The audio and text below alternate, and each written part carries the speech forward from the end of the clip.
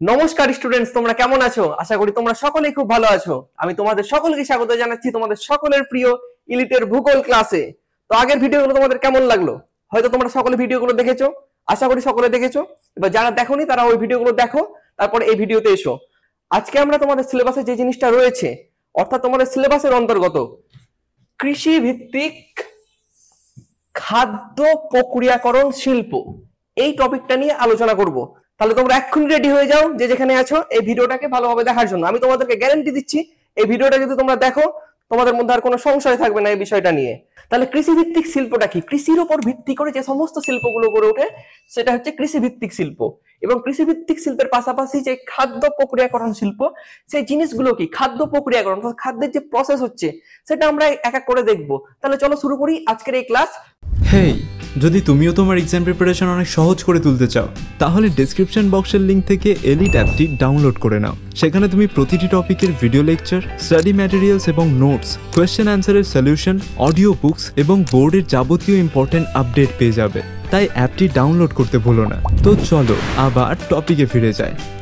প্রথমে আমরা দেখবো যে কৃষি ভিত্তিক শিল্প কাকে বলে। কৃষি ভিত্তিক শিল্প, আমি যখন শিল্পের শ্রেণীর বিভাগ পড়াই তখন কিন্তু এই জিনিসটা আলোচনা করেছি যে কৃষি ভিত্তিক শিল্পটা কি। তাহলে দেখো এখানে কৃষি ভিত্তিক শিল্প, এই কথাটা দেখলে তোমরা বুঝতে পারবে যে কৃষি ভিত্তিক শিল্পটা কাকে বলছে বা কি বোঝাচ্ছে। কৃষিজ পণ্যকে কাঁচামাল হিসেবে ব্যবহার করে যে শিল্প গড়ে ওঠে সেটা হচ্ছে কৃষি ভিত্তিক শিল্প। অর্থাৎ কৃষির উপর নির্ভর করে, এক কথায় কৃষির উপর নির্ভর করে যে শিল্পগুলো গড়ে উঠছে সেটা হচ্ছে কৃষি ভিত্তিক শিল্প। এই কথাটা তোমরা মনে রাখো যে কৃষির উপর ভিত্তি করে যে শিল্প গড়ে উঠছে সেটা হচ্ছে কৃষি ভিত্তিক শিল্প। কৃষির উপর ভিত্তি করে কি গড়ে ওঠে? যেমন ধান, ধান থেকে আমরা কি পাই? ধান থেকে আমরা চাল পাচ্ছি। আবার তোমার গম চাষ করা হচ্ছে, গমটা চাষ করা হচ্ছে, ওটা একটা কৃষি ভিত্তিক আন্ডারে পড়ছে। পাটও আমরা চাষ করছি। এগুলো হচ্ছে একটা কৃষি ভিত্তিক শিল্প, যেটাকে আমরা বলছি কৃষি ভিত্তিক শিল্প। অর্থাৎ কৃষির উপর ভিত্তি করে যে শিল্পগুলো গড়ে উঠছে সেটা হচ্ছে কৃষি ভিত্তিক শিল্প। তাহলে স্যার খাদ্য প্রক্রিয়াকরণ শিল্প কি? খাদ্য প্রক্রিয়াকরণ শিল্প হচ্ছে সেই সমস্ত শিল্প যেগুলো কৃষিজ পশুপালন এবং মৎস্য চাষ প্রভৃতি ক্ষেত্র থেকে উৎপাদিত দ্রব্যকে যখন আমরা সরাসরি, দেখো এখানে লেখা আছে সরাসরি, কিংবা বিভিন্ন প্রক্রিয়ার মাধ্যমে, এই যে প্রক্রিয়া এখানে লেখা আছে সেটা আমরা পড়ছি প্রক্রিয়াকরণ শিল্প বা খাদ্য প্রক্রিয়াকরণ শিল্প। তাহলে প্রক্রিয়া জিনিসটা কি দাঁড়াচ্ছে? এখানে প্রক্রিয়া জিনিসটা দাঁড়াচ্ছে বিভিন্ন যে প্রসেস। যেমন ধরো চা পাতা, চা আমরা সকলেই খাই। এবার চা থেকে যে পাতাটা আমরা যে চাটা খাচ্ছি সেটা তো সরাসরি তৈরি হবে না। গাছ থেকে চা তুলে আনবে, চাগুলোকে শুকোতে দিবে, তারপর বিভিন্ন কলকারখানায় যাবে, একটা যে প্রসেস বা প্রক্রিয়া চলছে, তারপর আমরা চাটা পাচ্ছি। এবার চাটাকে আমরা কি করে খাচ্ছি? যে চা মুখে বললাম, গরম জল মুখে বললাম, চা খেয়ে নিলাম, সেটা তো কি করে, সেটা তো আমাদের পক্ষে সম্ভব না। তাহলে যে প্রক্রিয়া একটা থাকছে যে আমি প্রথমে জল গরম করব, জল গরম করে চিনি দেবো, যার চিনি ভালো লাগে সে চিনি দেবে, আর যার চিনি ভালো লাগে না সে দেবে না। এখন শীতের দিন পড়ছে, হয়তো কেউ একটু আদা দিলে। অর্থাৎ যে প্রক্রিয়াগুলো চলছে চা করার জন্য, সেই যে প্রক্রিয়াটাকে আমরা ব্যবহার করছি এটাকে হচ্ছে খাদ্য প্রক্রিয়াকরণ শিল্প বলছে। অর্থাৎ খাদ্য যেটা কি, খাদ্যটাকে আমরা যে বিভিন্ন প্রক্রিয়া করছি সেটাই আমাদের হচ্ছে খাদ্য প্রক্রিয়াকরণ শিল্প। এই যে প্রসেস গুলো তৈরি হচ্ছে, আমাদের গরম জল করছি, চিনি দিচ্ছি, আমুল দিচ্ছি বা দুধ দিচ্ছি বিভিন্ন রকম, তারপর আমরা চাটা পাচ্ছি, এটা হচ্ছে এক কথায় খাদ্য প্রক্রিয়াকরণ শিল্প। অর্থাৎ বিভিন্ন প্রক্রিয়ার মাধ্যমে যখন আমরা খাদ্য তৈরি করতে পারছি, সেটা হচ্ছে আমাদের খাদ্য প্রক্রিয়াকরণ শিল্প। তাহলে খাদ্য প্রক্রিয়াকরণ শিল্পের উদাহরণ কি হতে পারে? যেমন ধরো টমেটো, টমেটো গাছে হলো, এবার টমেটো থেকে আমি যে সস তৈরি করতে পারবো ওটা কিন্তু আমি সরাসরি তৈরি করতে পারবো না। বিভিন্ন প্রক্রিয়াগুলো আছে, সেই প্রক্রিয়ার করার পর বা বিভিন্ন প্রক্রিয়ার মধ্যে দিয়ে আমরা সেই টমেটো সসটাকে তৈরি করতে পারবো, যেটা তোমরা মোমোর সঙ্গে খাবে বা সিঙ্গারার সঙ্গে খাবে। সেই যে সসটা তৈরি করলাম এটা হচ্ছে এক কথায় খাদ্য প্রক্রিয়াকরণ শিল্প। অর্থাৎ খাদ্যটাকে যখন আমরা বিভিন্ন প্রক্রিয়ার মাধ্যমে বা বিভিন্ন প্রসেসের মাধ্যমে তৈরি করছি, ওটাই খাদ্য প্রক্রিয়াকরণ শিল্প। Clear students? তাহলে খাদ্য প্রক্রিয়াকরণ শিল্প আশা করি তোমাদের সকলের ক্লিয়ার হয়েছে যে বিভিন্ন প্রক্রিয়া বা প্রসেসের মাধ্যমে যখন আমরা খাদ্য তৈরি করতে পারছি এবং এই খাদ্য থেকে যখন আমরা কোনো একটা শিল্প করে তুলতে পারছি, সেটা হচ্ছে খাদ্য প্রক্রিয়াকরণ শিল্প। এই খাদ্য প্রক্রিয়াকরণ শিল্পের বিভিন্ন রকম শ্রেণী বিভাগ রয়েছে, সেগুলো এক এক করে তোমরা দেখে নাও। যেমন কৃষিভিত্তিক শিল্প, কৃষিভিত্তিক শিল্পের মধ্যে পড়ে ধান থেকে চাল উৎপাদন বা গম উৎপাদন, এগুলো হতে পারে আমরা গম থেকে আটা তৈরি করা হতে পারে। পশুপালন ভিত্তিক শিল্পের মধ্যে পড়ছে দুধ থেকে বিভিন্ন ধরনের মাখন, ছানা, ঘি প্রস্তুতিকরণ। মৎস্য চাষ নির্ভর শিল্পের মধ্যে পড়ছে কৌটোজাত মাছ, শুকনো মাছ। ফল এবং সবজিজাত সবজির মধ্যে পড়ছে বিভিন্ন ধরনের জুস, জ্যাম, জেলি, যেগুলো তোমরা খুবই পছন্দ করো। তারপরে পড়ছে পানীয়জাত দ্রব্যের মধ্যে পড়ছে চা, কফি, এবং তৈলবীজজাত শিল্পের মধ্যে পড়ছে সর্ষের তেল, বাদাম, অর্থাৎ যে সমস্ত তেলগুলো তৈরি করা হচ্ছে সেগুলো। এবং হচ্ছে হিমায়ন নির্ভর শিল্প, অর্থাৎ বিভিন্ন ধরনের যে আইসক্রিম, কোল্ড ড্রিঙ্কস, সেগুলো হচ্ছে হিমায়ন নির্ভর শিল্প। তাহলে চলো আমরা এক এক করে দেখে নিই। প্রথমে হচ্ছে কৃষিভিত্তিক শিল্প। কৃষিভিত্তিক শিল্প আমি এর আগে আলোচনা করলাম যে কৃষির উপর ভিত্তি করে যে শিল্প গড়ে ওঠে সেটা হচ্ছে কৃষিভিত্তিক শিল্প। অর্থাৎ তোমার ধান থেকে চাল উৎপাদন হতে পারে, বা গম থেকে আমরা বিভিন্ন ধরনের যে আটাগুলো পাই সেগুলো হতে পারে। এক কথায় যে কৃষিভিত্তিক শিল্প যেটা কৃষির উপর নির্ভরশীল। নেক্সট হচ্ছে তোমার পশুপালন ভিত্তিক শিল্প। পশুপালন ভিত্তিক শিল্প বলতে বোঝায় যে পশুপালন, তোমরা দেখেছো যে তোমরা অনেকেই পড়েছো আগে যে পশুপালন করা হতো, অর্থাৎ পশুপালন করার ফলে আমরা কি পেতাম যে বিভিন্ন যে পশুগুলো পোষা হতো সেখান থেকে আমরা বিভিন্ন ধরনের দুধ সংগ্রহ করতাম, এবং দুধ থেকে বিভিন্ন ধরনের ছানা, মাখন, ঘি প্রস্তুতিকরণ, এগুলো হচ্ছে পশুপালন ভিত্তিক শিল্পের মধ্যে পড়ছে। নেক্সট হচ্ছে মৎস্য চাষ নির্ভর শিল্প। অর্থাৎ মৎস্য চাষ নির্ভর শিল্প যেখানে কৌটোজাত মাছ এবং শুকনো মাছ, অর্থাৎ বিভিন্ন ধরনের মাছগুলোকে সংগ্রহ করা হয় এবং সেই মাছগুলোর মধ্যে যে কাঁটাগুলো রয়েছে কাঁটাগুলোকে আলাদা করে সেগুলোকে বিভিন্ন ধরনের প্যাকেটজাত করা হয় বা কৌটোজাত করা হয়, কৌটোজাত করার পর বাজারে বিক্রি করা হয়, সেটা হচ্ছে মৎস্য চাষ নির্ভর শিল্পের মধ্যে পড়ছে। তারপরে হচ্ছে তোমার ফল এবং সবজিজাত শিল্প। বিভিন্ন ধরনের ফল থেকে জুস, জ্যাম, জেলি ইত্যাদি যে জিনিসগুলো তৈরি হচ্ছে সেটা হচ্ছে ফল বা সবজিজাত শিল্প। তোমরা অনেকে হয়তো ফল বা সবজিজাত খেতে ভালোবাসো না, ফল তোমাকে ভালো লাগে না, তোমাদের হয়তো বাড়িতে দেয় যে ফল খা বলে, তোমাদেরকে ভালো লাগছে না, কিন্তু যখনই দেখবে তোমাদের বাড়িতে চলে এসছে ওই জ্যাম বা জেলি, তোমরা কিন্তু একবারে সেই একদিন বা দুদিনের মধ্যে কিন্তু সব শেষ করে দাও। এগুলো হচ্ছে তোমার একটা ফল এবং সবজিজাত শিল্প। তারপরে কি আছে, তারপরে হচ্ছে পানীয় দ্রব্যজাত শিল্প, চা এবং কফি, যেটা আমি একটু আগে তোমাদের সঙ্গে আলোচনা করলাম, চা এবং কফি। অনেকে তো চা খেতে ভালোবাসে, আবার অনেকে চা খেতে ভালোবাসে না, আবার অনেকে কেউ কেউ কফি খেতে ভালোবাসে। তোমরা কোনটা খেতে ভালোবাসো, চা না কফি? ওটা কমেন্ট বক্সে অবশ্যই উত্তর দাও। আর কি আছে এখানে, আর আছে এখানে তৈলজাত শিল্প। তৈলজাত শিল্প বলতে বোঝায় যে বিভিন্ন ধরনের সর্ষে থেকে আমরা সর্ষের তেল পাই। এখন শীতকাল পড়ছে, আমি তো একবার পুরো গায়ে সর্ষের তেল মেখে একদম রোদে বসে যাই। অর্থাৎ তৈলজাত শিল্প কি, যে তেল থেকে যে বিভিন্ন ধরনের তেলগুলো তৈরি করা হচ্ছে বা বিভিন্ন ধরনের তৈলবীজ থেকে যে ধরনের তেলগুলো আমরা পাচ্ছি সেগুলো হচ্ছে তৈলবীজজাত শিল্প। আর কি আছে, আর আছে তোমার হিমায়ন নির্ভর শিল্প। এখন কিন্তু শীতকাল, ঠান্ডা লাগছে, এই জিনিসগুলো কিন্তু কেউ খাবে না, তাহলে তোমাদের কি হবে, গলা বসে যেতে পারে বা সর্দি লেগে যেতে পারে। অর্থাৎ কোল্ড ড্রিঙ্কস বা আইসক্রিম এগুলো হচ্ছে তোমার কি শিল্প, এগুলো হচ্ছে হিমায়ন নির্ভর শিল্প। তাহলে এইটুকুটা ক্লিয়ার হলো যে কোনটা শিল্পের শ্রেণী বিভাগ কিরকম আসতে পারে।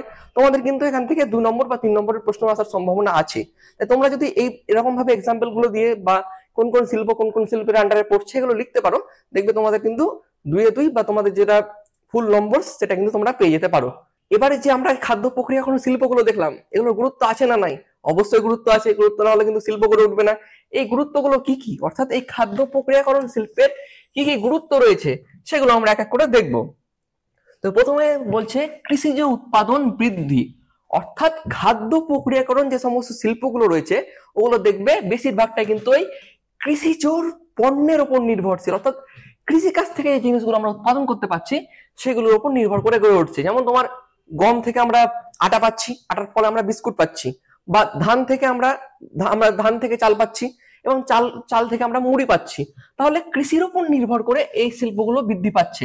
তাহলে কি হচ্ছে, কৃষির উৎপাদন কিন্তু অনেকটাই বৃদ্ধি পাচ্ছে।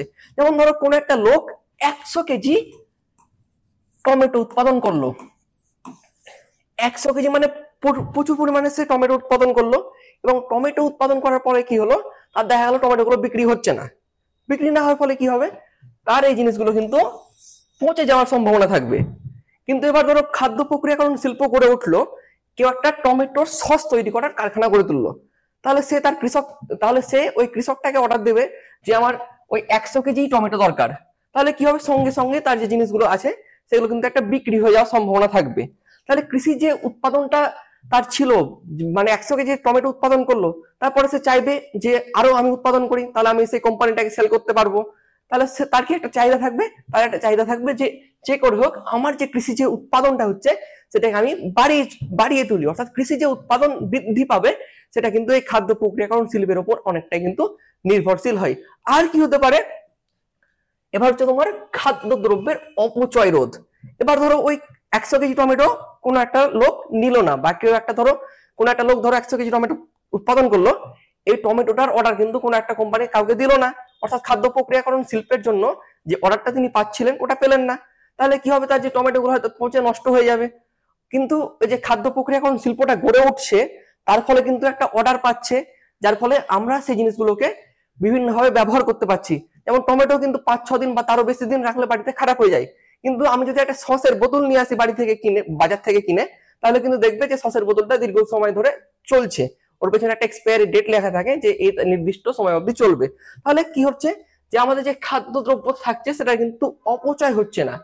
এই কৃষিভিত্তিক শিল্পর ফলে যে আমরা জিনিসগুলো পাচ্ছি বা খাদ্য প্রক্রিয়াকরণ শিল্পের ফলে আমরা যে জিনিসগুলো উৎপাদন করতে পারছি, সেটা কিন্তু আমাদের খাদ্যদ্রব্যের কিন্তু অপচয় অনেকাংশই কমিয়ে দিচ্ছে।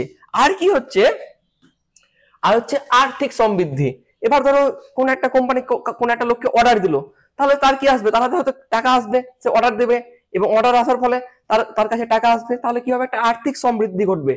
এবং একজনের মানে একজন ব্যক্তির আর্থিক সমৃদ্ধি ঘটলে একটা সমাজের সমৃদ্ধি ঘটবে এবং কিন্তু আমাদের একটা দেশের সমৃদ্ধি ঘটবে। তাহলে এই খাদ্য প্রক্রিয়াকরণ শিল্পের ফলে একটা আর্থিক সমৃদ্ধি ঘটার সম্ভাবনা ঘটছে। আর কি হচ্ছে, কর্মসংস্থানের সুযোগ হচ্ছে। এই যে খাদ্য প্রক্রিয়াকরণ শিল্পগুলো বিস্তার ঘটছে, ধরো টমেটোর এক্সাম্পলটা আমি বারবার করে এই কারণে তোমাদেরকে বলছি, কারণ আমি চাইছি যে এই বিষয়টা দেখার পর তোমাদের মাথার মধ্যে জিনিসটা পুরো ক্লিয়ার হয়ে যাক, মানে তোমাদের যেন কোনো প্রশ্ন না থাকে খাদ্য প্রক্রিয়াকরণ শিল্পের গুরুত্ব কি, তোমরা যেন এই ক্লাসটা দেখার পর তোমরা যেন একবার পরীক্ষায় যদি প্রশ্নটা আসে তোমরা লিখে আসতে পারো। তাহলে হচ্ছে কর্মসংস্থানের সুযোগ হচ্ছে, অর্থাৎ ধরো টমেটোর চারা লাগাচ্ছে, টমেটো কেউ ধুতে যাচ্ছে, বা টমেটোতে পোকা লেগেছে কি লাগেনি সেটা দেখতে যাচ্ছে। আবার কি হচ্ছে, এবার কেউ কারো ধরো খিদে পেয়েছে, টমেটোর গাছ থেকে টুক করে একটা টমেটো তুলে নিজে খেয়ে নিল, এটা হতে পারে। তাহলে আবার যে টমেটো গুলো তুলে আনলো, পরিষ্কার করলো, আবার কোনো জায়গাতে পাঠালো, তাহলে এত লোকের জন্য, এত কাজের জন্য তো লোক লাগবে, তাহলে কর্মসংস্থানের একটা সুযোগ সৃষ্টি হচ্ছে। কারো কারো ধরো কোনো কাজ নাই, ওই টমেটোর বাগানের কাজ আছে, যাবি কি, চ আমারও কিছু খাওয়া হয়ে যাবে। এবার দেখা গেল সে টমেটোর কাজ করতে করতে দু একটা টমেটো নিজেই খেয়ে নিল, খিদে পেয়েছে তাই। তাহলে মানুষের কি হচ্ছে, একটা কর্মসংস্থানের সুযোগ হচ্ছে। আর কি হচ্ছে, ব্যবসা বাণিজ্যের প্রসার হচ্ছে। দেখো যে কোনো শিল্প যদি গড়ে ওঠে বা যে কোনো শিল্পের যদি বিস্তার হয়, তাহলে কিন্তু ব্যবসা বাণিজ্যের কিন্তু একটা বিশেষ প্রসার ঘটে।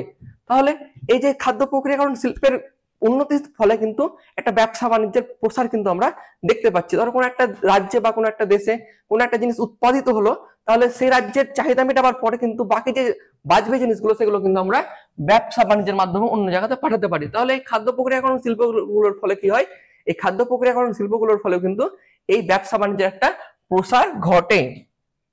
আর কি, বৈদেশিক মুদ্রা অর্জন। এবার যে জিনিসগুলো আমি বাইরে পাঠালাম সেখান থেকে তো আমি টাকা পাবোই, আমি কোনো একটা দেশকে কোনো একটা জিনিস দিলাম, সে তার বিনিময়ে আমাকে কি দেবে, আমাকে টাকা দেবে, তাহলে বৈদেশিক মুদ্রা অর্জন হবে। অর্থাৎ আমরা ধরো কোনো একটা জিনিস বিক্রি করলাম, সেই জিনিসগুলো বিক্রি করার ফলে আমরা পয়সা পাবো, অর্থাৎ যার ফলে কি হবে, একটা ব্যবসা বাণিজ্যের যেহেতু প্রসার ঘটছে, ব্যবসা বাণিজ্যের প্রসার ঘটার ফলে আমরা বৈদেশিক মুদ্রা অর্জন করতে পারবো। এক কথায় আমাদের যে গ্রোথটা হচ্ছে বা আমাদের যে ইনকামটা হচ্ছে সেটা কিন্তু অনেকটাই বেড়ে যাবে। তাহলে এই সমস্ত জিনিসগুলো কিন্তু একটা একে অপরের সঙ্গে রিলেটেড। যেমন উৎপাদন বৃদ্ধি হচ্ছে, উৎপাদন বৃদ্ধির ফলে তোমার কর্মসংস্থান যেমন বাড়ছে, কর্মসংস্থান বাড়ার ফলে আর্থিক সমৃদ্ধি ঘটছে, ব্যবসা বাণিজ্যের প্রসার হচ্ছে, বৈদেশিক মুদ্রা আমরা অর্জন করতে পারছি। এই সমস্ত জিনিসগুলো তোমরা যদি একবার দেখো ভালো করে, একটা এক অপরের সঙ্গে কোরিলেটেড। এই সমস্ত জিনিসগুলো খুবই সোজা, তোমরা আশা করি তোমাদের বুঝতে কোনো অসুবিধা হয় না। তোমরা ভালোভাবে জিনিসটা দেখো, তাহলে দেখবে একদম জলের মতো ক্লিয়ার হয়ে যাবে, কোনো অসুবিধা থাকবে না এই খাদ্য প্রক্রিয়াকরণ শিল্প থেকে। তাহলে তোমরা তোমাদের সিলেবাসে দেখতে পাবে যে খাদ্য প্রক্রিয়াকরণ শিল্পে শীর্ষস্থানীয় দুটি দেশ ভারত ছাড়া, অর্থাৎ ভারত বাদ দিয়ে আরো যে সমস্ত দেশগুলো টপে রয়েছে খাদ্য প্রক্রিয়াকরণ শিল্পে, সেগুলো নিয়ে যেটা আলোচনা হবে সেটা তোমাদের সিলেবাসে রয়েছে। তাহলে দেখতে পাবে যে খাদ্য প্রক্রিয়াকরণ শিল্পে আমরা দেখতে পাবো যে টপে রয়েছে যে দুটো দেশ, সেটা হচ্ছে চীন এবং আমেরিকা। আমরা এই দুটো দেশ নিয়ে একটা আলোচনা করব। এখানে খাদ্য প্রক্রিয়াকরণ শিল্প গড়ে ওঠার কারণ কি, খাদ্য প্রক্রিয়াকরণ শিল্পে কি কি সমস্যা রয়েছে এবং কোন কোন অঞ্চলে এই খাদ্য প্রক্রিয়াকরণ শিল্পগুলো বিস্তার ঘটেছে। তাহলে চলো আমরা এক এক করে দেখি জিনিসগুলো। তাহলে চীনে যে খাদ্য প্রক্রিয়াকরণ শিল্প গড়ে উঠলো সেটার কারণ কি? মেন কারণ হচ্ছে কৃষির উন্নতি। অর্থাৎ চীনে খাদ্য প্রক্রিয়াকরণ শিল্প গড়ে ওঠার পেছনে কৃষির উন্নতি কিন্তু একটা গুরুত্বপূর্ণ ভূমিকা পালন করে। চীন মোট বিশ্বের মধ্যে 15 থেকে 20% খাদ্য কিন্তু এই চীন থেকে উৎপন্ন হয়। চীন থেকে কি কি ফসল উৎপন্ন হয়, ধান, গম ইত্যাদি কিন্তু বিভিন্ন ধরনের ফসল উৎপাদিত হচ্ছে। এই খাদ্য প্রক্রিয়াকরণ যে শিল্প, সেই খাদ্য প্রক্রিয়াকরণ শিল্প গড়ে ওঠার পেছনে কিন্তু এই কৃষির উন্নতি কিন্তু একটা গুরুত্বপূর্ণ ভূমিকা পালন করে, কেননা খাদ্যের ওপর কিন্তু সমস্ত জিনিসগুলো নির্ভরশীল। তাহলে চীন কিন্তু কৃষিতে একবারে বিশেষ উন্নতি হওয়ার জন্য চীনে এই খাদ্য প্রক্রিয়াকরণ শিল্পের গুরুত্ব কিন্তু দিন দিন বৃদ্ধি পাচ্ছে। চীনের খাদ্য প্রক্রিয়াকরণ শিল্পের আমরা একটা কারণ দেখলাম কৃষির উন্নতি। আর কি কারণ হতে পারে? আর হচ্ছে এখানে উন্নত প্রযুক্তির ব্যবহার, উন্নত প্রযুক্তি চীনে কিন্তু একদম অ্যাডভান্স লেভেলের হয়। চীনে আমরা দেখতে পাচ্ছি যে ফসল কাটার সময়, ফসল ঝাড়াই করার সময় বিভিন্ন ধরনের রোবট ব্যবহার করা হচ্ছে। আবার অনুর্বর জমি, যেখানে আমরা দেখতে পাচ্ছি যে ফসল হওয়ার কোনো সম্ভাবনা নেই, সেখানে কিন্তু ফসল উৎপাদন করতে চীন পারছে। তাহলে কারণ কি? উন্নত প্রযুক্তি। তাহলে উন্নত প্রযুক্তি ব্যবহার করছে বলে কিন্তু চীন খাদ্য উৎপাদনে এত উন্নত হতে পারছে। এবং বিভিন্ন ধরনের যে জমিগুলো আমরা বলছি যেখানে ফসল হওয়ার সম্ভাবনা নেই, সেখানেও কিন্তু তারা ফসল উৎপাদন করতে পারছে। তার কারণটা কি? উন্নত প্রযুক্তির ব্যবহার তারা কিন্তু করতে পারছে। আর কি কারণ? সেখানে চাহিদা। দেখো, চীন কিন্তু বিশ্বের দ্বিতীয় জনবহুল দেশ। এখানে কিন্তু যে সমস্ত এখানে কিন্তু জনসংখ্যা দিন দিন বাড়ছে, তার ফলে কি হচ্ছে? খাদ্যদ্রব্যের চাহিদা কিন্তু মানুষের মধ্যে ধীরে ধীরে বৃদ্ধি পাচ্ছে। চাহিদা না থাকলে কিন্তু কোনো কিছু বাজার গড়ে উঠবে না। এটা তোমাদের আমি প্রথম ক্লাসে বলেছি এবং আজকেও বলছি, চাহিদা কিন্তু চীনে এই খাদ্য প্রক্রিয়াকরণ শিল্পের একদম আছে। দেখো এখানে কত লোক ভিড় করেছে বাজারে, চাহিদা আছে বলে তো ভিড় করছে লোকে। তাহলে চাহিদা কিন্তু একটা গুরুত্বপূর্ণ ভূমিকা পালন করে যে কোনো শিল্পের বিকাশের ক্ষেত্রে। চীনে খাদ্য প্রক্রিয়াকরণ শিল্পেরও ক্ষেত্রে কিন্তু এই চাহিদা একটা গুরুত্বপূর্ণ ভূমিকা পালন করে। তাহলে আর কি কারণ হতে পারে? চীনে খাদ্য প্রক্রিয়াকরণ শিল্পের পেছনে আর একটা কারণ হচ্ছে সরকারি নীতি। প্রক্রিয়াজাত খাদ্যগুলোকে সঠিকভাবে মানুষের কাছে যাতে পৌঁছে দিতে পারে, সেই জন্য চীন সরকার নিয়ে আসে চাইনাস ফুড সেফটি ল 2015। অর্থাৎ প্রক্রিয়াজাত খাদ্যগুলো যাতে সুরক্ষিত ভাবে থাকে এবং এদের মধ্যে যাতে কোনো ভেজাল বা ঝামেলা না থাকে, সেই জন্য চীন সরকার কিন্তু বিভিন্ন আইনগুলো নিয়ে এসেছিল। তার মধ্যে পড়ছে একটা China's national strategy food for safety. এই সমস্ত জিনিসগুলো কিন্তু চাইনার শিল্পের বিকাশের একটা গুরুত্বপূর্ণ ভূমিকা পালন করছে। তাহলে এখানে সরকারি নিয়ম থাকছে, সরকারি একটা আইন থাকছে, যে আইনের মধ্যে কিছু প্রোটোকল থাকছে, যে এই প্রোটোকলগুলোর মধ্যে কিন্তু আমাদেরকে খাদ্য উৎপাদন করতে হবে, বা খাদ্যের মধ্যে যাতে কোনো ঝামেলা না থাকে, বা খাদ্যের মধ্যে যাতে কোনো ভেজাল না থাকে, কোনো বিষাক্ত পদার্থ না থাকে। এই জন্য চায়না সরকার বিভিন্ন ধরনের সরকারি নীতি নিয়ে আসে। তাহলে এই জিনিসগুলো কিন্তু শিল্পের বিকাশের ক্ষেত্রে একটা গুরুত্বপূর্ণ ভূমিকা পালন করে। আর কি কারণ হতে পারে? বিনিয়োগ বৃদ্ধি। দেখো, চীনে কিন্তু বিনিয়োগ একটা বিশাল পরিমাণে বাজার রয়েছে। চীন কিন্তু একটা হিউজ পরিমাণ মার্কেট কভার করে আছে। তাহলে চীনে কিন্তু বিভিন্ন ইনভেস্টররা ইনভেস্ট করছে, অর্থাৎ বিভিন্ন বিনিয়োগ যারা করে, শিল্পে যারা বিনিয়োগ করে, সেই বিনিয়োগকারীরা কিন্তু চীনে কিন্তু বিনিয়োগ করে চলেছে। যার ফলে কি হচ্ছে? বিভিন্ন দেশীয় যারা রয়েছে, দেশীয় বিনিয়োগকারীর পাশাপাশি বিভিন্ন বিদেশি বিনিয়োগকারীরাও কিন্তু বিনিয়োগ করছে। যার ফলে কিন্তু আমরা দেখতে পাচ্ছি যে খাদ্য প্রক্রিয়াকরণ শিল্পের বিকাশ ধীরে ধীরে বৃদ্ধি পাচ্ছে। আর কি কারণ? আর হচ্ছে সুলভ শ্রমিক। অর্থাৎ চীন হচ্ছে একটা জনবহুল দেশ, যেখানে কিন্তু শ্রমিকের অভাব হয় না। বলছে টমেটোর চাষ করতে হবে, চল আমি করব। টমেটো নিয়ে আসতে হবে, চল আমি করবো। অর্থাৎ সুলভ শ্রমিক। চীন কিন্তু শ্রমিক যে পেয়ে যাচ্ছে, শ্রমিকের কিন্তু অভাব হচ্ছে না। তাহলে খাদ্য প্রক্রিয়াকরণ শিল্পের পেছনে, উন্নতির পেছনে আরেকটা কারণ চীনে, সেটা হচ্ছে সুলভ শ্রমিক। অর্থাৎ চীন কিন্তু শ্রমিকগুলোকে সহজে পেয়ে যাচ্ছে। তাহলে আর কি কারণ হতে পারে চীনে খাদ্য প্রক্রিয়াকরণ শিল্পের বিকাশে? রপ্তানি নীতি। রপ্তানি বলতে কি বোঝায়? যখন তোমরা অনেকে শুনেছো আমদানি রপ্তানি। আমদানি মানে কি? আমি নিয়ে এলাম আমদানি, আমি দেব রপ্তানি। অর্থাৎ চীন কি করছে? চীন তাদের জিনিসগুলো বাইরের দেশে পাঠাচ্ছে। বাইরের দেশে পাঠানোটাকে আমরা বলছি রপ্তানি। তাহলে বাইরের দেশে যখন চীন পাঠাচ্ছে কোনো একটা জিনিস, তাহলে সে যে দেশে পাঠাচ্ছে সেই দেশে কিন্তু সেই জিনিসের কিন্তু চাহিদা বৃদ্ধি পাচ্ছে। যার ফলে চীনের এই জিনিসগুলোর মানুষের মধ্যে একটা চাহিদা তৈরি করছে, যে না, এই জিনিসগুলো আমরা আরো ব্যবহার করতে পারছি, বা এরকম জিনিসগুলো আমাদের আরো দরকার। তাহলে এই রপ্তানি নীতিটা কিন্তু চীনের শিল্পের বিকাশের ক্ষেত্রে একটা গুরুত্বপূর্ণ ভূমিকা পালন করছে। যার ফলে ওই জিনিসগুলো তারা ব্যবহার করছে এবং তাদের ব্যবহার করার ফলে তাদের একটা চাহিদা বৃদ্ধি পাচ্ছে। যার ফলে খাদ্য প্রক্রিয়াকরণ শিল্পগুলোর ক্ষেত্রে আমরা দেখতে পাচ্ছি যে বাইরের দেশে যখন জিনিসগুলো, কোনো একটা জিনিস যাচ্ছে, সেই জিনিসগুলো রিভিউ ভালো আসছে, মানুষ সেই জিনিসগুলো চাইছে, যার ফলে সেই জিনিসগুলোর কিন্তু বৃদ্ধি বা বিকাশ আমরা হচ্ছে, সেটা আমরা দেখতে পাচ্ছি। তাহলে এবার আমরা দেখব চীনের খাদ্য প্রক্রিয়াকরণ শিল্পের বন্টন, অর্থাৎ চীনের কোন কোন জায়গাতে কোন কোন শিল্পের বিকাশ ঘটেছে সেগুলো আমরা এক এক করে দেখব। তাহলে আমরা প্রথমে দেখতে পাচ্ছি উত্তরাঞ্চলীয় শিল্পাঞ্চল, অর্থাৎ চীনের উত্তর দিকে কোন কোন শিল্পাঞ্চলগুলি রয়েছে। উত্তর দিকে রয়েছে, দেখো এখানে বেইজিং, তিয়ানজিন, শ্যানডং এবং হেবেই। এই উত্তরাঞ্চলীয় শিল্পাঞ্চলে কোন কোন শিল্পের বিকাশ ঘটেছে সেগুলো কি কি? সেগুলো হচ্ছে বিভিন্ন ধরনের কৃষিজাত দ্রব্য এবং বিভিন্ন ধরনের দুগ্ধজাত শিল্পের বিকাশ ঘটেছে। কৃষিজাত এবং দুগ্ধজাত শিল্পের বিকাশ আমরা কোথায় দেখতে পাই? কৃষিজাত শিল্প এবং দুগ্ধজাত শিল্পের বিকাশ আমরা চীনের উত্তরাঞ্চলে দেখতে পাই। উত্তরের পর কি আছে? উত্তরের পর আমরা দেখবো দক্ষিণাঞ্চলীয় শিল্পাঞ্চল। দক্ষিণাঞ্চলীয় শিল্পাঞ্চলগুলো কি কি? গুয়াডুং এবং ফুজিয়ান প্রদেশ। ম্যাপের কোথায় আছে? ম্যাপের দেখো কোন জায়গাতে রয়েছে, এখানে রয়েছে, কারণ এটা দক্ষিণাঞ্চলের মধ্যে পড়ছে। গুয়াডুং এবং ফুজিয়ান প্রদেশ, এখানে কোন কোন শিল্পের বিকাশ ঘটেছে? তাহলে এখানে বিভিন্ন ধরনের ফলজাত শিল্প ও বিভিন্ন ধরনের সামুদ্রিক জাত খাদ্যের বিকাশ ঘটেছে। সামুদ্রিক খাদ্যের বিকাশ এবং ফলজাত শিল্পের বিকাশ আমরা গুয়াডুং এবং ফুজিয়ান প্রদেশে দেখতে পাই। এবার চলে আসি পূর্বাঞ্চলীয় শিল্পাঞ্চল। পূর্বাঞ্চলীয় শিল্পাঞ্চলগুলি কি কি? সেগুলো হচ্ছে সাংহাই, ঝেইয়াং এবং জিয়াংশু প্রদেশে এই পূর্বাঞ্চলীয় শিল্পাঞ্চলগুলি গড়ে উঠেছে। সেগুলো কোথায় রয়েছে ম্যাপের? সেগুলো রয়েছে এই জায়গাতে, অর্থাৎ পূর্ব দিকে রয়েছে। সেখানে কি কি? সেখানে হচ্ছে তোমার জিয়াংশু, সাংহাই এবং ঝেইয়াং, এগুলো তোমার হচ্ছে পূর্বাঞ্চলীয় শিল্পাঞ্চল। এই পূর্বাঞ্চলীয় শিল্পাঞ্চলে কোন কোন শিল্পের বিকাশ ঘটেছে? এখানে বিভিন্ন ধরনের প্যাকেটজাত খাদ্য, সস এবং বিভিন্ন ধরনের স্যুপ, সেই শিল্পগুলি গড়ে উঠেছে। কোথায় কোথায় গড়ে উঠেছে? সেগুলো সাংহাই, ঝেইয়াং এবং জিয়াংশু প্রদেশে গড়ে উঠেছে। এবার হচ্ছে তোমার পশ্চিমাঞ্চলীয় এবং মধ্যাঞ্চলীয় শিল্পাঞ্চল। পশ্চিমাঞ্চলীয় এবং মধ্যাঞ্চলীয় শিল্পাঞ্চলগুলি কোথায় গড়ে উঠেছে? সিচুয়ান এবং ইউনান প্রদেশে গড়ে উঠেছে। কোথায় ম্যাপের লোকেশন? সেটা ম্যাপের লোকেশন তোমার হচ্ছে এখানে দেখো, সিচুয়ান এবং ইউনান প্রদেশ হচ্ছে এখানে। তাহলে এখানে কোন কোন শিল্পের বিকাশ ঘটেছে? এখানে বিভিন্ন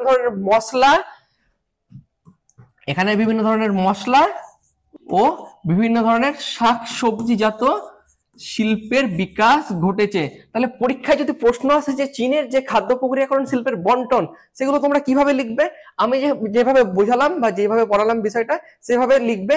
আর কারো যদি ম্যাপ আঁকতে সমস্যা হয় তাহলে তোমরা কি করবে? ম্যাপ যদি কারো আঁকতে সমস্যা হয় তাহলে তোমরা এরকম ভাবে জাস্ট এরকম করবে, বা রাফলি এরকম ভাবে একটা ম্যাপে এঁকে দেওয়ার চেষ্টা করবে চায়নার। হ্যাঁ, এবং যেখানে যে অঞ্চলগুলি রয়েছে সেগুলো কিন্তু তোমরা দেওয়ার চেষ্টা করবে। যেমন ধরো উত্তরাঞ্চল, তারপরে তোমার দক্ষিণাঞ্চল, এরকম ভাবে তোমরা দেবে এবং অ্যারো দিয়ে ওখানে লিখে দিবে তোমরা যে এটা উত্তরাঞ্চলীয় শিল্পাঞ্চল, এটা পূর্বাঞ্চলীয় শিল্পাঞ্চল, এটা দক্ষিণাঞ্চলীয় শিল্পাঞ্চল।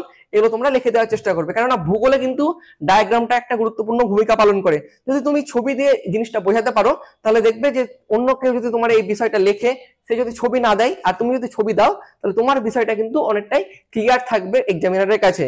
চীনের খাদ্য প্রক্রিয়াকরণ শিল্পের বন্টন আমরা দেখলাম। এবার আমরা দেখবো চীনের খাদ্য প্রক্রিয়াকরণ শিল্পের কি কি সমস্যা রয়েছে।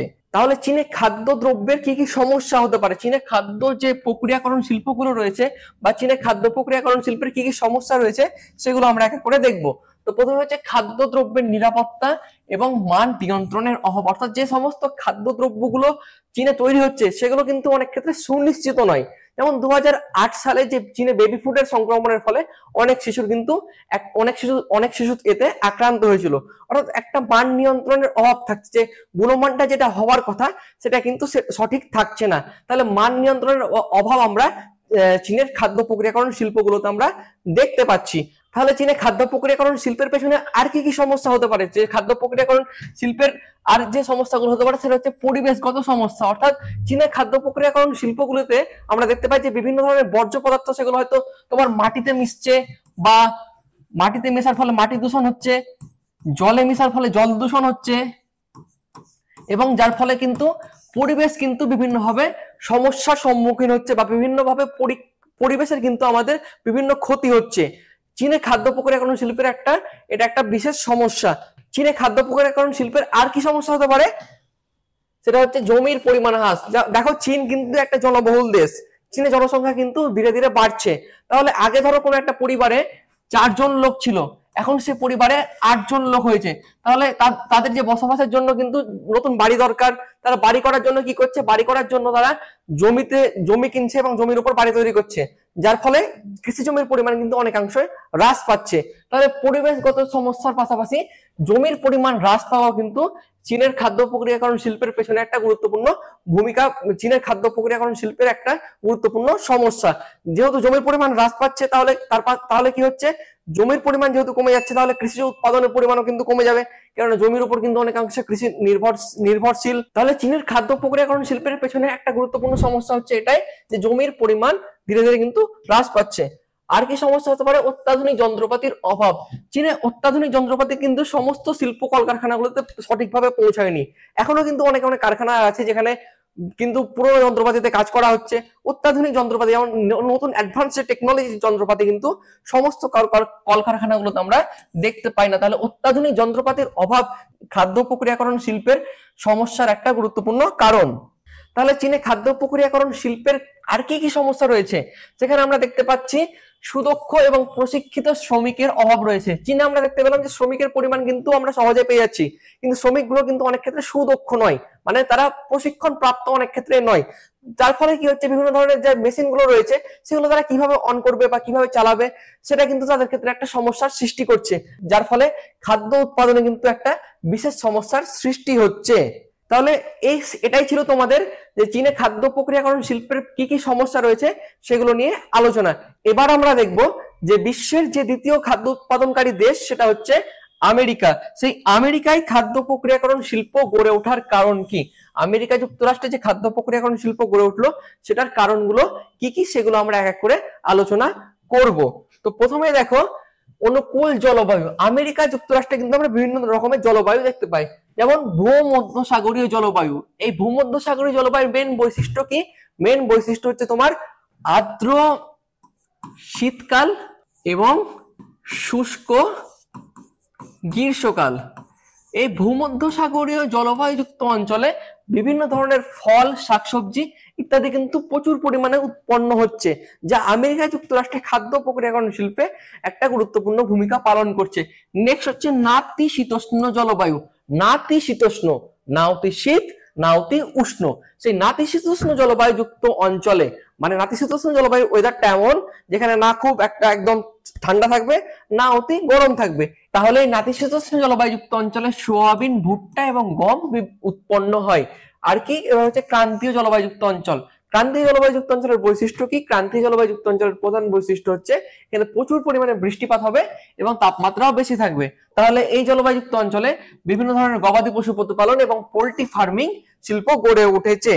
এবার আমরা দেখব যে কাঁচামালের প্রাচুর্য থাকার জন্য কিন্তু আমেরিকা যুক্তরাষ্ট্রে শিল্পের বিকাশ ঘটছে। আমেরিকা যুক্তরাষ্ট্রে আমরা দেখতে পাই গম বলয় এবং ভুট্টা বলয়।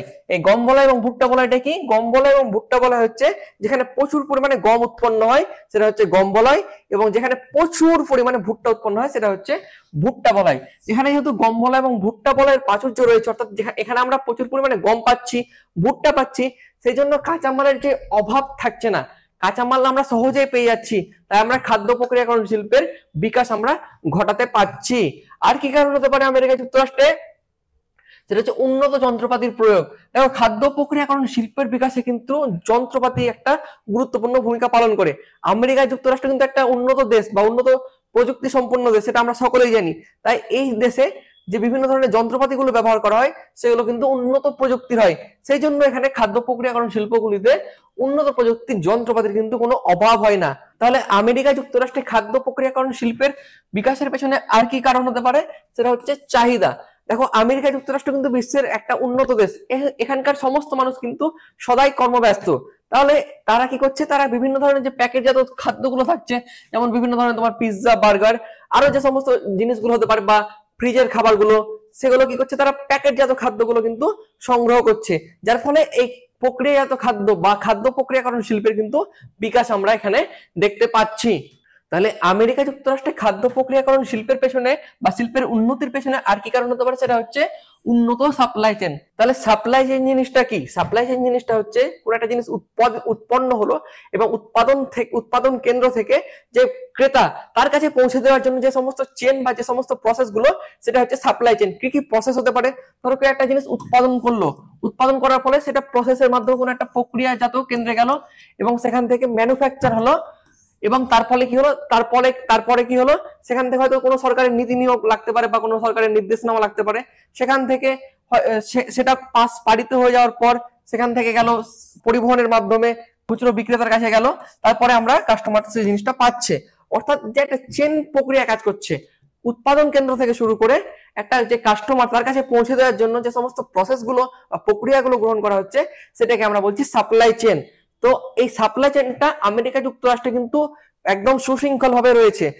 সেটা হয়তো আমেরিকা যুক্তরাষ্ট্রের যেমন দেশের মধ্যে যেমন সাপ্লাই চেন ঠিক আছে, তেমনি কিন্তু বিদেশেও তাদের কিন্তু সাপ্লাই চেনটা একদম সঠিক রয়েছে। তাহলে এই সাপ্লাই চেন সঠিক হওয়ার জন্য আমেরিকা যুক্তরাষ্ট্রে খাদ্য প্রক্রিয়াকরণ শিল্পের একটা বিকাশ হচ্ছে, সেটা আমরা দেখতে পাই। তাহলে এবার আমরা দেখবো আমেরিকা যুক্তরাষ্ট্রের যে প্রধান প্রধান খাদ্য প্রক্রিয়াকরণ শিল্পগুলো রয়েছে সেগুলো কি কি। প্রথমে হচ্ছে মাংস প্রক্রিয়াকরণ শিল্প। মাংস প্রক্রিয়াকরণ শিল্প আমেরিকা যুক্তরাষ্ট্রের একটা গুরুত্বপূর্ণ শিল্প। বিভিন্ন ধরনের গবাদি পশু সহ আরো বিভিন্ন ধরনের পোল্ট্রিজাত প্রাণীদের কষাই করে সেগুলোকে বিভিন্ন ধরনের প্রক্রিয়ার মাধ্যমে সেগুলোকে পরিষ্কার করা হয় এবং টুকরো টুকরো ভাবে বিভিন্ন ধরনের পিসে কেটে সেগুলোকে প্যাকেটজাত করা হয়, তারপরে সেগুলো বিভিন্ন ভাবে বাজারে ছড়িয়ে যায়। তাহলে এই মাংস প্রক্রিয়াকরণ শিল্প কিন্তু আমেরিকা যুক্তরাষ্ট্রের একটা গুরুত্বপূর্ণ শিল্প। এই মাংস প্রক্রিয়াকরণ শিল্পের যে মূল শহর সেটা হচ্ছে শিকাগো। এই কারণে তোমরা অনেকে ছোট থেকে হয়তো জেনেছো বা জানো যে আমেরিকা যুক্তরাষ্ট্রের শিকাগো শহরকে কিন্তু আমরা বিশ্বের কসাইখানা বলে থাকি। তাহলে এটা হলো মাংস প্রক্রিয়াকরণ শিল্প। আর কি শিল্প হচ্ছে?